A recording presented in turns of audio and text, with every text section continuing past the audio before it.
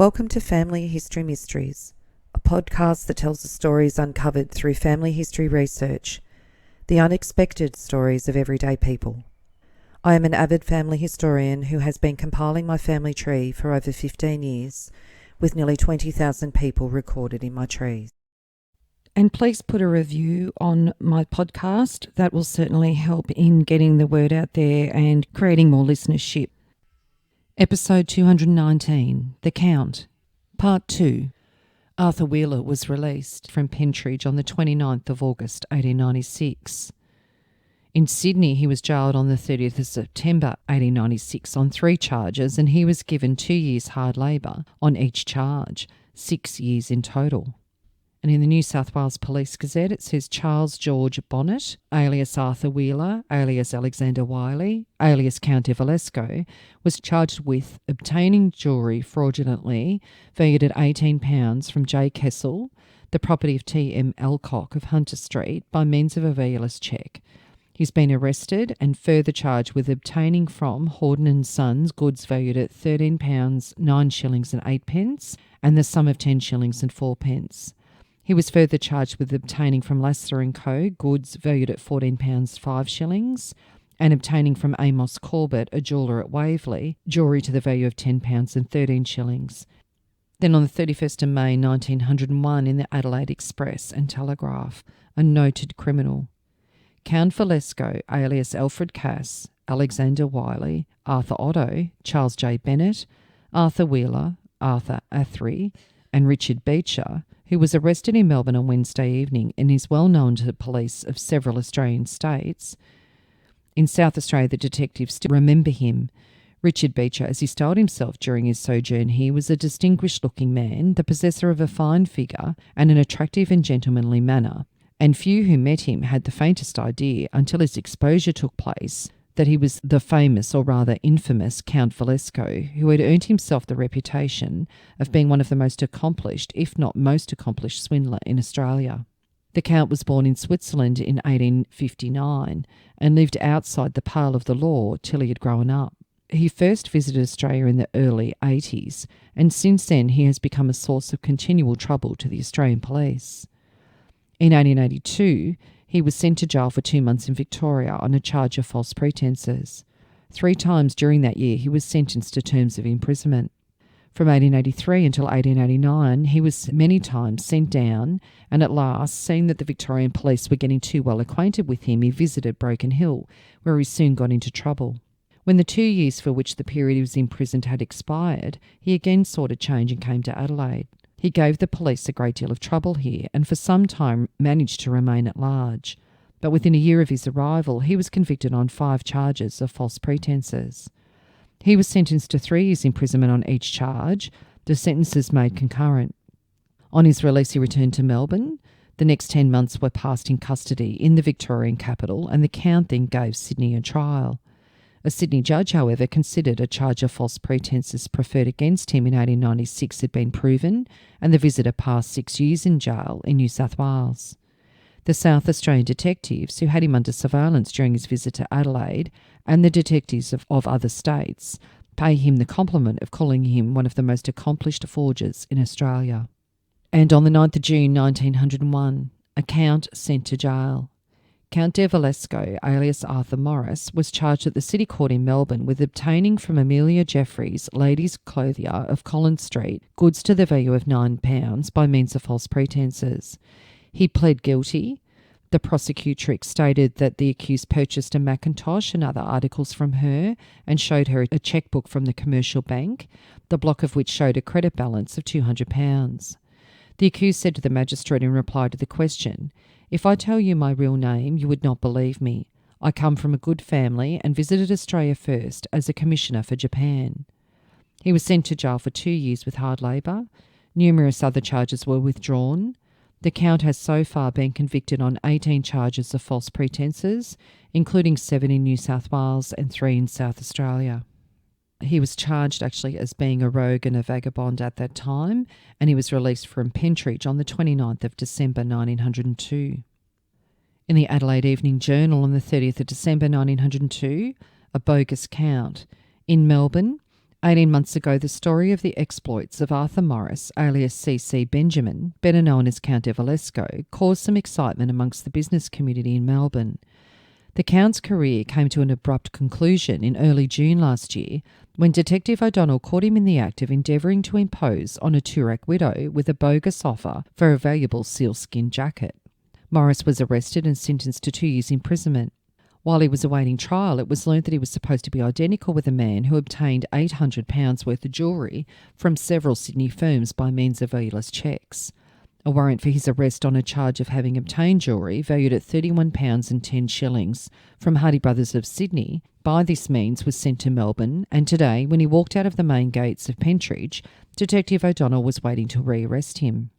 Morris appeared not in the least surprised to see O'Donnell and waved his hand airily in his direction, remarking with mock gravity, "Now this is really too bad. I thought you had forgotten the other little matter." The detective assured him that the law had an excellent memory and invited him to put his luggage into a cab that was in readiness at the gate. This was no small task, as the ex-convict had as many neatly strapped portmanteaux as a Cook's tourist. He was driven to the City Watch House, presented at the City Court, where he was remanded until Friday. A detective will be sent from Sydney to escort him back. And on 3rd of January 1903, Count de Valesco. Arthur Morris, alias Count de Valesco, and C.L. Benjamin seemed more concerned when he was brought before the police court this morning at the police calling him Benjamin than at the prospect of meeting the Sydney charge of obtaining jewellery by false pretences. He told the bench quite indignantly that he was Arthur Morris and objected to being called Benjamin. And on the 10th of January 1903, in Sydney, Charles Louis Benjamin, alias Count de Valesco, aged 43, agent, was committed for trial today on a charge of obtaining a gunmetal watch and a quantity of jewellery valued at £28, 5 shillings and 6 pence by means of a valueless cheque from Fairfax and Roberts with intent to defraud. He was committed for trial with bail being allowed. Upon 2 other charges of a similar nature, he was remanded until the next Tuesday. And then the New South Wales Police Gazette on the 21st of January 1903. C.L. Benjamin, alias Arthur Morris, alias Bennett, alias Bonnet, alias Count de Valesco, charged on warrant with obtaining a quantity of jewellery valued at £31, 12 shillings from Hardy Brothers Jewellers in Sydney by means of a valueless cheque, has been arrested on his discharge from Melbourne Jail and remanded to Sydney. Charge has been withdrawn. Further charged with obtaining a case of silver-backed brushes valued at £6, 10 shillings from Saunders and Company in George Street by false pretences. Further by obtaining a quantity of jewellery valued at £10, 5 shillings from R. Orchard by false pretences. Further with obtaining a quantity of jewellery valued at £20 from Fairfax and Roberts Jewellers by false pretences, with a portion of the property in each case recovered. He was committed for trial at the Quarter Sessions on 3 charges. Interestingly, in his Victorian jail record at this time, it stated he had no relatives in the colony, and he was jailed in Sydney on the 4th of February 1903 on 2 charges of false pretences, and then on the 10th of February for another charge, and he received 9 months hard labour on each count. Upon his arraignment at the Darlinghurst Sessions, it says that Charles Louis Benjamin withdrew his former plea of not guilty and admitted his guilt, and Judge Rogers deferred a passing sentence.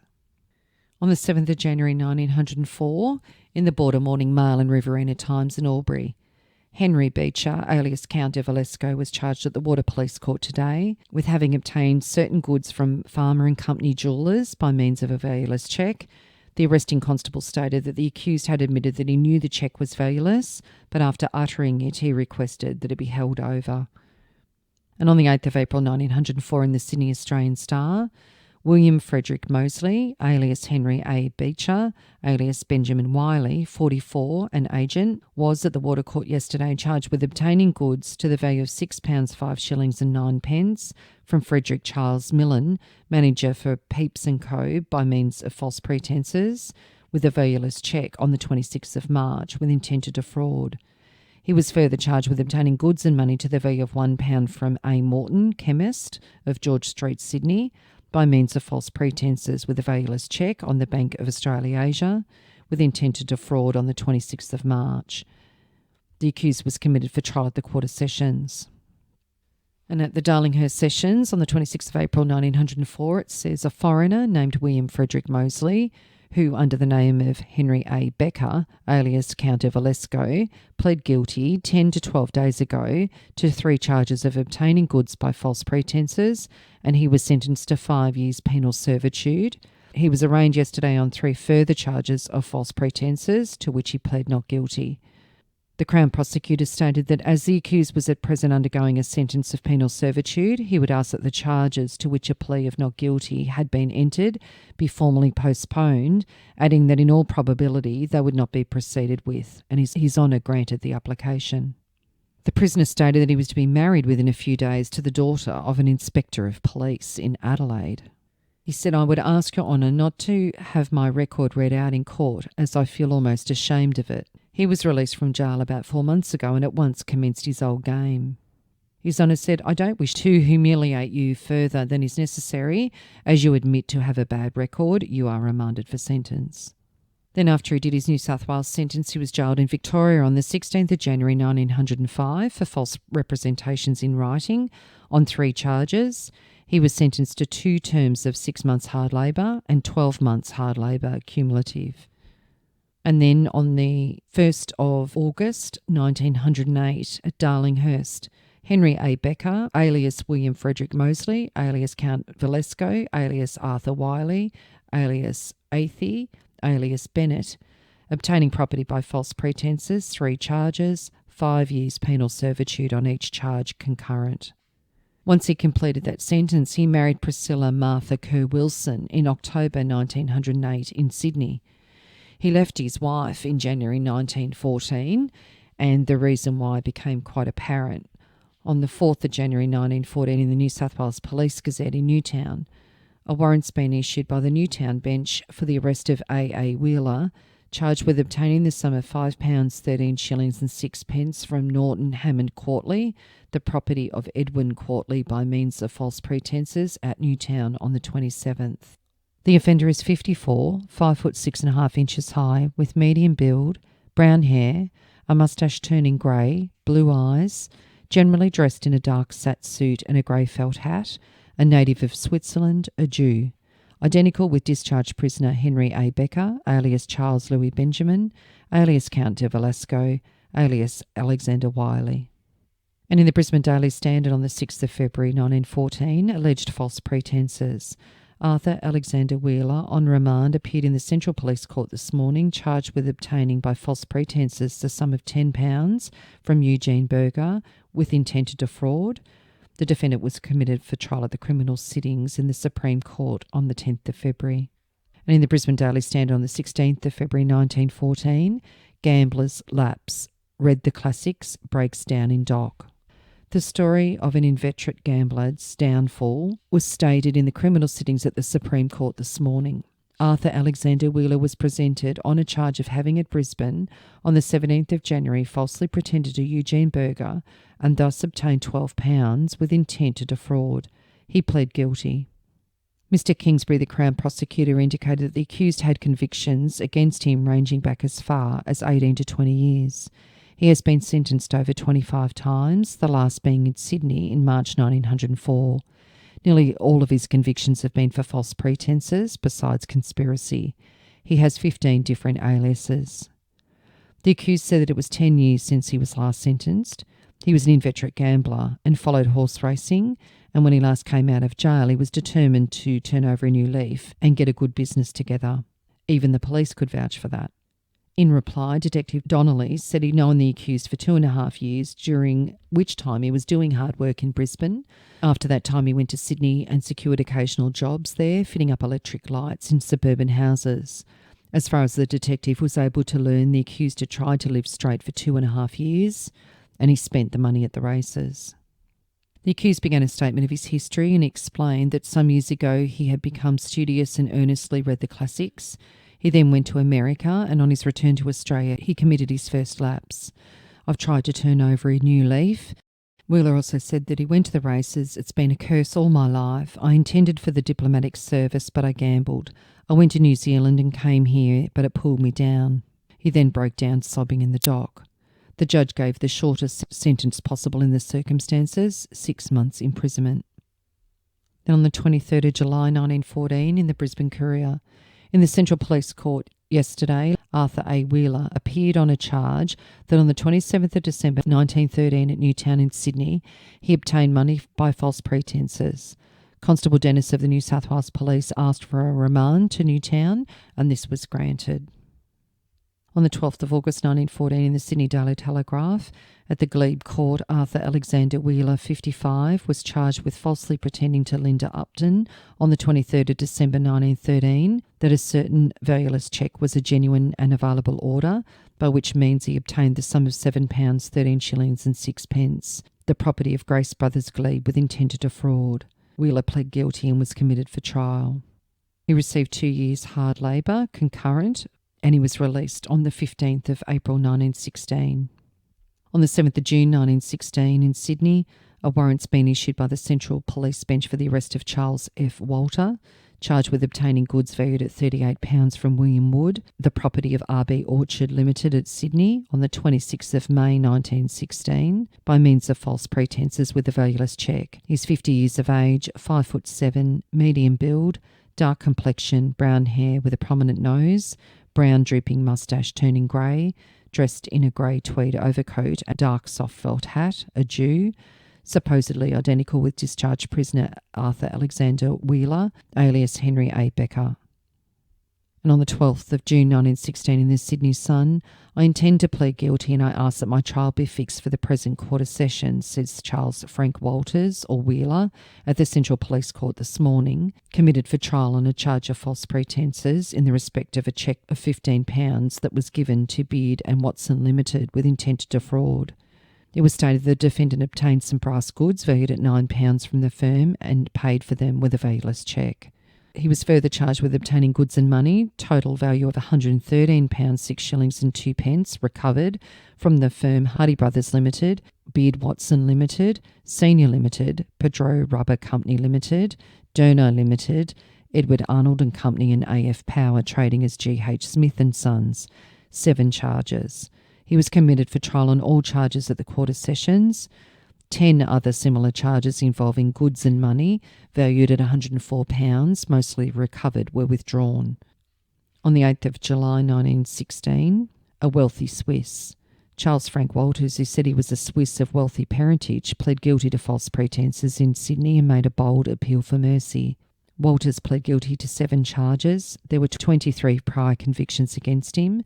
The peculiar part was that the prisoner was always being successful with his cheques. If an ordinary business person presented his cheque, there was an extraordinary amount of inquiry and fuss, and bank references were required. The prisoner, however, could go and buy jewellery for a large amount when a respectable citizen could not buy a pound of sugar. He was an accomplished rogue and was sentenced to 3 years penal servitude on each of the 7 charges, the terms to be concurrent. He was declared to be an habitual criminal. Said he had a remarkable career in Australia. He swindled business people of thousands of pounds worth of goods in different states during 35 years of his residence here. He'd been sentenced to terms of imprisonment on 24 different occasions. Judge Scholes, in passing sentence on Walters, said he was an accomplished rogue. Hundreds of firms in this state and other states were victimised by him, and there were also not a few women who have paid the penalty in hard cash through falling in with him in business propositions. He proved himself to be a swindler in the first order. His suave manner, excellent appearance, forcefulness and tact enabled him to carry out his schemes successfully. As Judge Scholes said when passing sentence, Walters was no sooner out of jail than he was planning to rob someone. He claims to have been born in Switzerland, and Mr. Mitchell, the Inspector General of Police, received information that his father is a wealthy man living in Austria and is connected with the diplomatic service of that country. Walter's real name is Arthur Weiler and he's 55. He came to Australia in 1881 as a representative of the foreign nation to the Melbourne International Exhibition. He made many friends in the Victorian capital and was a well-known figure in society. He was admitted to leading clubs and attended functions at Government House. At the conclusion of the exhibition, he stayed in Melbourne for some time, but became short of money and he commenced swindling society women. He induced many people to believe his name was not Weiler. He stated he was Count de Valesco. It is said that he had several proposals of marriage and that he was once handed £1,000 by a woman who desired to marry him and become, as she thought, the Countess de Valesco. After receiving the money, he quietly slipped away to Europe, and the woman was left lamenting. Returning to Melbourne a few months later, Walters, after finding that society people were passing him by, started a matrimonial agency in Carlton and duped hundreds of young women and men. He received their fees but failed to do anything to bring about marriages that he promised to engineer. He was in this business for some time, and it's said that he made a good deal of money. However, he shot his bolt and was arrested by Melbourne detectives and sentenced for swindling.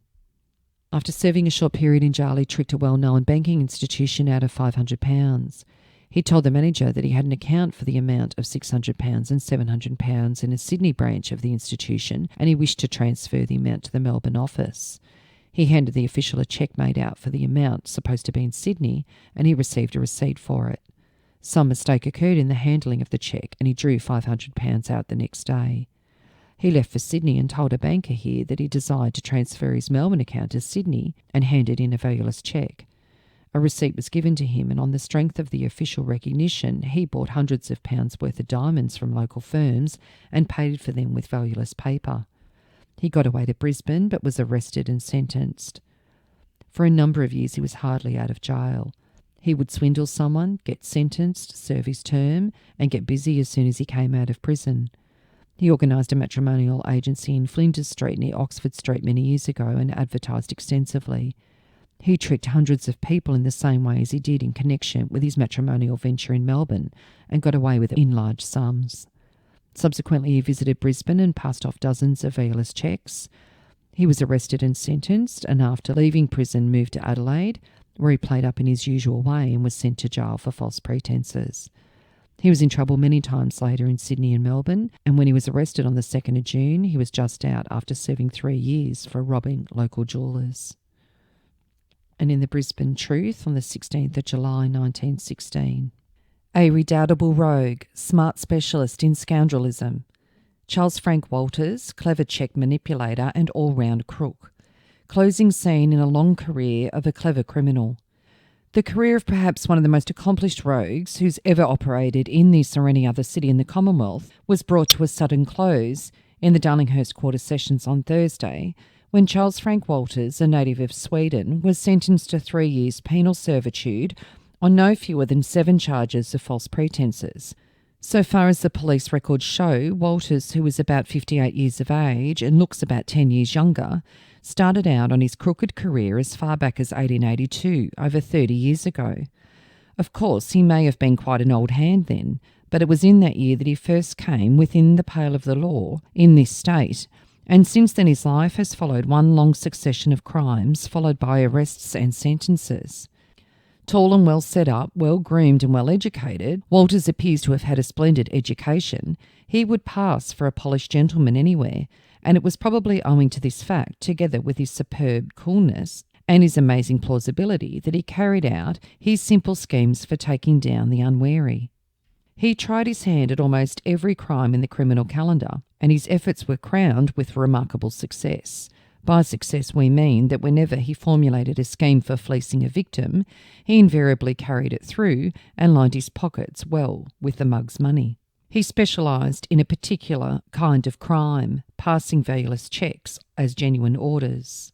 The heavy hand of the law first fell on Walters 34 years ago, and a charge of false pretences with passing off a valueless cheque having been sheeted home to him, he was given 2 months' hard work in one of His Majesty's jails. Far from having beneficial effect, this taste of prison life seems to have only whetted Walters' appetite, for no sooner had he been released, he got up to the same caper again and was immediately fired in for a further period of 2 months. The environment of the prison must have had an irresistible attraction for him, for scarcely had he set foot in the streets again, a free man, that he cast about for the means to get back in again. It didn't take long, and he was back in for 3 months. Released, Walters enjoyed a short spell of freedom, and then he tried the same trick, and within a short space of time was back in again. All of these sentences were in 1882, which was the commencement of Walters' criminal career, and it will be seen that it was a particularly bad start. Out of the 12 months, he only enjoyed 3 months of liberty. After his sentence on the 4th occasion, Walters' descent into the black abyss of crime was rapid. Between 1882 and 1892, he received many sentences varying from 3 to 9 months for all sorts of crimes, particularly false pretences and conspiracy. During that period, he no sooner stepped into the world that he fell back into his old habits, and he got back within the four walls of a prison after enjoying a brief spell of liberty. In 1892, Walters eventually capped all of his previous performances by working an old dodge on no fewer than 5 businessmen, and he got himself interned for a term of 3 years. Again, at the expiration of his sentence, it didn't take him long to fall into the old channel of vice, and he was back in jail for a further 6 months.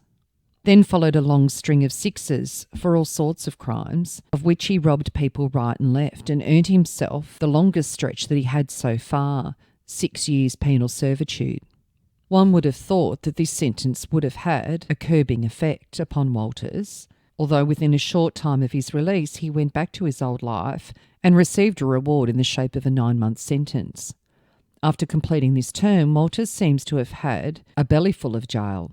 The dull and drab environment must have begun to get on his nerves because he made a resolution to renounce his old life and begin afresh. With this he had a view in beginning a business, and he certainly seemed to have made a success of it, for in 1913 he took a partner in with him. However, and was pretty down and out in the early part of 1913. Walters himself attributed this to horse racing. The fact remains that he did go broke, and he began to cast about for a means of raising the wind. For him, it was as simple thing as possibly could be imagined. He fell back on the valueless check dodge. These frauds were perpetrated on a number of people in the city, and it didn't take long for police to track down the trickster. Walters was rounded up and committed for trial in the Court of Sessions and received 2 years hard labour. He pled guilty to 7 charges of false pretences, and on Thursday he was called up for sentence. With the utmost coolness, he mounted the steps, heading to the dock, leaned on the railing and handed an envelope to a police officer to be handed to the judge. After reading it, His Honour remarked, "I cannot accede to this request, Walters." The warder read out a long list of previous convictions against Walters. His Honour asked, "You admit to these convictions?" And Walters said, "I have said so in my statement, Your Honour." His Honour said, "You asked me to not have your convictions read out." Walters said, "It is not for my sake, Your Honour." His Honour said, "I must have them read out. The public are entitled to hear them." "Have you anything to say why the courts should not pass sentence upon you?" asked the associate. He said, "I wish to address His Honour before any sentence is passed." And with easy confidence and assurance, he made a long statement from the dock, saying that prior to receiving his last sentence, he had made a determined effort to go straight and carried on business successfully for 6 years. Subsequently, he took in a partner. "I am a gambler, Your Honour," he went on, "and as I took in my partner, I neglected the business and began gambling at the racecourses. This caused my ruination.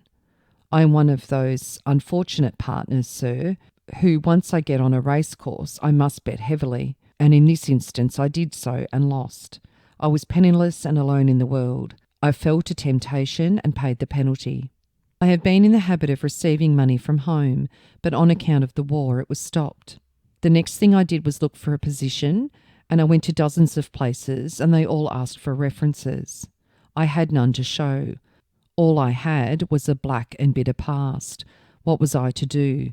I ask Your Honour, how was it possible for me to get references, and how was it possible for me to obtain employment, considering the career I had led? But I did not despair, Your Honour. I kept trying, and at last I was engaged as a traveller at £4 per week by a reputable firm. When I started work on the Monday morning, the manager said that he had made inquiries and found that I was a good man for the work. I had worked honestly at the business before, Your Honour, but he could not engage me as he had found that I had been in jail. However, he treated me decently and gave me a week's wages, so that you see, Your Honour, with my past career, which I admit was a bad one, it is absolutely impossible to get employment." And the judge said, "According to your own story, you have tried to reform, but you could not succeed. Yes, you have pled guilty now to 7 charges of false pretences, passing valueless cheques, and I am given to understand several other charges were not proceeded with. You have previous convictions against you extending over a large number of years. And as soon as you pay the penalty for one of those crimes, you start out on another career. The remarkable part of it is that you are so successful. You are an accomplished rogue, Walters, and there is no saving you. Walters feelingly said, "Don't say that, Your Honour." His Honour said, "Unless it is that you save yourself, I am going to put you under that discipline now where you can work on your own salvation. You are sentenced to 3 years penal servitude on each charge. Sentences will be concurrent, and I declare you a habitual criminal." Walters responded with, "I wish you would take that off, Your Honour." "Remove the prisoner," ordered the judge.